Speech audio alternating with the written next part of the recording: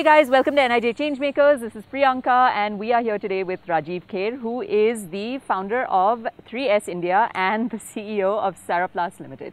So Rajeev, you have been considered the top 50 social innovators on the globe, right? You just met PM Modi today at the Mahatma Gandhi Sanitation Conference, correct? Can you tell us a little bit about what you do and how you got the idea to do it? We basically make these high density polyethylene toilets and we clean them. We make sure that we take the waste and we dispose it off responsibly, and we also treat it. So it's pretty much a one-stop shop, a complete solution for sanitation, and that's what's required in the Indian context. We call it the circular economy and the circular economy of sanitation. So that's what we are working towards. Okay. And how did you get this idea? Because you started it a number of years ago, correct? So I used to intern in a company in North America. That's where I actually saw this concept. Okay. And one fine day, what do they call it? They call it porta potties. Yeah, porta potties. So I decided to modify them to some extent and bring it to India. How did you modify it? So we got an Indian squat toilet inside. Right. We put a step on there, so because we realized that older people need to sort of step up and go inside. The step would be too large if it's one big tank. So we did that. And then, we also had a lot of modifications for the waste management side of things. So the evacuation of the septage. So we modified the trucks to enable the waste, could do waste and septage both. So we did quite a few, modifications and a little bit of typical Indian jugaad to make sure that things work. So now we have the Swachhata campaign. We also have a lot of initiatives towards cleanliness. Open defecation, there's 11 states that are open defecation free right now. Yeah. How have you contributed to that? So, we work in about 10 states in India, and we provide sanitation solutions to temporary settlements, so more or less to unserved settlements. They could be construction sites, so laborers on construction sites. They could be for a large number of people gathering at a Kumbh Mela or a Pandharpur Wari, or so basically where people congregate for a short period of time. So our main expertise is temporary restrooms provided to people. So high quality sanitation provided at a value cost and to the best of the ability of the company and of course the people. And we innovate a lot in toilets. So recently we've just converted old scrap buses into toilets for women. Okay. In a city like Pune, where the toilets for women were less. Right. So along with the erstwhile municipal commissioner, we got together, came out a very innovative concept to provide an old scrap bus and convert it into a really very, very high quality toilet. Which is a pay and use, right. Which is now even a hyper-local market concept where you can actually... How much does it cost? Well, it's like a let's call it blended finance kind of concept, where some part of it comes from CSR, some part of it comes pay and use, some part of it is so it's a combination of multiple models to see and make it sustainable basically. Okay. So the whole idea is that when we scale up, we should not be dependent on government funds. The idea is to make it sustainable, so that whether it's by advertising or generating some funds by selling something on the bus, pay and use, it should be viable.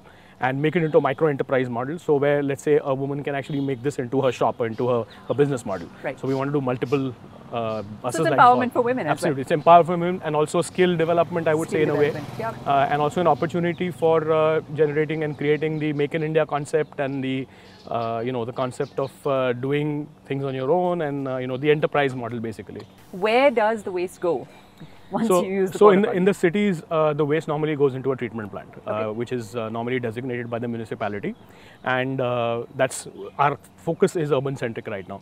So all our waste goes into treatment plants. In some locations, we even have our own. So we would treat the waste, and then we're looking at now the value chain of putting up larger plants in collaboration with some other companies, where we will take the wastewater and maybe reuse the water for another application. It could be agriculture, it could be using it for construction sites for curing of cement, and also maybe the compost which comes out of it, the fertilizer. So there are multiple of innovations that we're working on right now. And now you said that you were urban centric. Is there any are you planning to shift to rural India as well? The thing is that right now we want to work in the urban space, really get our arms around the urban space and understand it properly before we really get into the rural, because so much of work to be done in the urban area as well, and we like to specialize in this space. I think this is what we're doing right now. Although we're not against moving into rural, it's just that I want it's just a question of a decision to be made and finances to be mobilized. So right now I don't think we have the appetite for rural, but we're very much poised to do urban. Okay, so you plan to shift to more urban cities. Increase the density at the urban end. Okay. So more cities, more toilets for migrant workers, for unserved settlements. So what is the basic cost of the infrastructure of this? So it's actually, well, toilet? it's a rental model. Our business model is a rental model. Although this toilet is a really high quality, high density polyethylene toilet, costs about anywhere between 35 to 50,000 rupees. Okay. And that's per It's 100%, per stall. yeah, per stall. Okay. And it's 100% recyclable. Okay. So there's no environmental damage as such. You recycle the toilet again and make a new toilet. So every part of this Every is... part of it, completely. Okay. Okay. Cool. 100%. And the color, this toilet is probably about 10 years old. Okay. And you can see the color is not even worn out as yet. No, so really it's high not. quality, Yeah. high quality stuff. So we believe in providing high quality products with high quality cleaning service also. Okay, great. And now you must have done a lot of field work when you were trying to figure out, as you said, a lot of work has been done in urban areas to put this infrastructure in, right? What has been the most interesting story that you've seen when you were trying to build toilets? So I think a couple of stories. One of the stories, really interesting story was, when I provided these toilets at a construction site, and there was a lady who came and touched my feet, and I was wondering whether she thought I was the owner of the construction the property. She says, no, I know that you're the guy who's provided the toilets, and she said she got a girl along with her. She said, look, we stayed in the slum nearby, or the vicinity, and my daughter had to go to the bathroom to attend nature's call at like 3 o'clock in the morning because there was no toilet, and we had timings for men and women. So now that the toilet is there, she can go to the bathroom at 7 and go to school at 8. Right. So that for me, I think, was the biggest certificate, medal, award, honor that I could get, because I think that dignity is the biggest thing that we're doing today. So along with providing toilets, we're providing dignity to people. What was the second story? The second story was at a marriage event when I was really new. I didn't have any employees. I was actually standing near the toilet, manning the toilet, and I could see some of my friends come, and they thought I was off my rocker. They thought I'm crazy doing toilets. Back in the day, it wasn't really on the wish list of most people. And Swachhata Abhiyan only came like in 2014. Right. And this is, I'm talking about 99 and 2000. Right. So obviously at that time it was a little difficult. So people found it to be a little odd.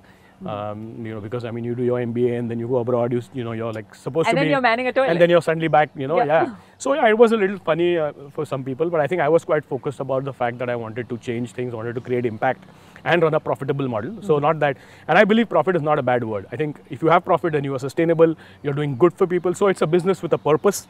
And that's what we're doing. And this is your product. So absolutely. If you don't have a man, that means as an entrepreneur, you have to take care of absolutely. it. Absolutely. Yeah, you have to back your manpower. Maybe whether it's an accountant or whether it's a guy who cleans your toilet, you should be able to do everything that the guy can do. So that's you lead by example. Right.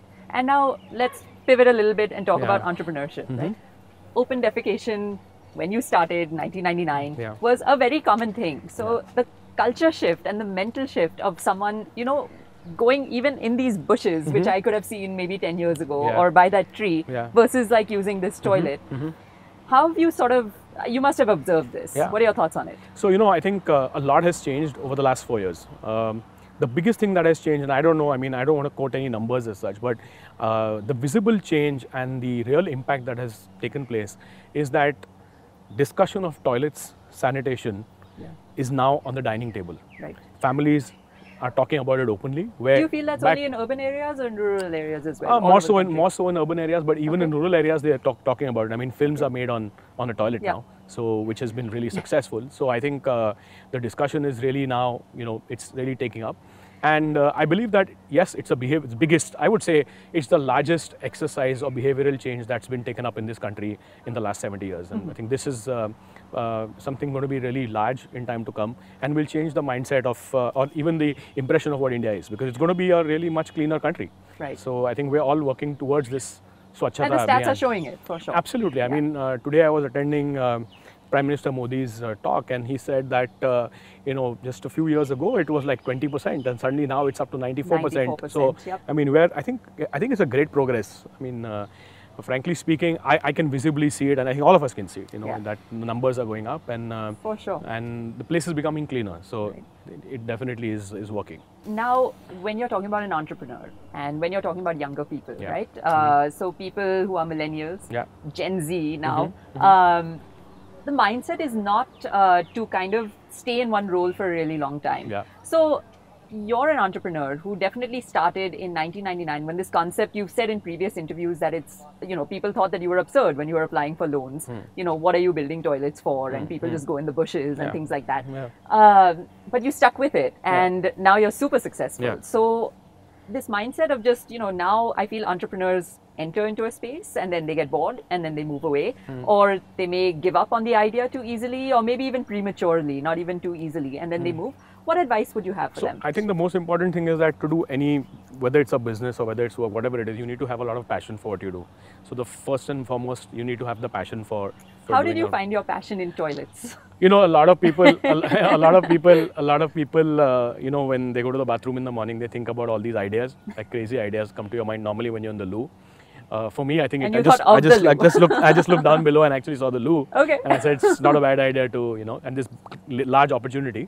And I think in opportunity lies, profitability and also making a change. What exactly did you think? Like you came into the bathroom one fine day and then you looked at the toilet. Actually, I don't even remember how it really happened, but I think it was just a natural kind of a progression. For me, just kind of falling in love with the concept of doing toilets and working in this space. So, but I mean, as a young man, it's not normally on your wish list to start working with toilets and sanitation. You couldn't have thought when you were like 10 years old that I will be the toilet guy. I wanted to be an engine driver first to start with when I was 10 years old. And then it became a policeman, and then, it kept changing until a certain time I didn't even know what I wanted to do. Right. And then there was a time even when you were doing your MBA, were you sure that I wanted to do something different. Okay. But I wasn't sure what I wanted to do. Right. So after I did my MBA, when I got this internship, and, I was almost kind of getting into the standard stereotype of, what most Indians like to do. And it was pretty cool. And when I realized that was again not my calling, and this was my calling, and I think I would like my epitaph to read that I did something in my life rather than just a lot of people just sail through and make a lot of money. But I think if you make money with a purpose and you create to help people, create employment, you create a change in the lives of people, you make a difference to the lives of people, I think that's what matters. Yeah, great. So now we're actually going to shift to a rapid fire round. Okay. And the way that it's played is I will say a word or phrase, and you have to honestly tell me the first thing that comes to your mind. Okay. Okay. So number one, let's go with millennial. Goals. Goals. Why do you say that? Because I think right now we need to set goals and objectives very clearly for the youth of this country, and generally this is a young nation. I think the demographics of people between the ages of 18 and 25 is probably the largest that's going to really come into the factor today, and I think that is something that we need to look at. Close to 200 million. 200, exactly. So you're talking about 200 million people who need to be educated, impacted. So if they have a goal, they have an objective, it gets a lot easier for the entire nation to grow. Okay. What about Gen Z? I think they're extremely. Well, you know what? I think they're super intelligent. Okay. I mean, I think.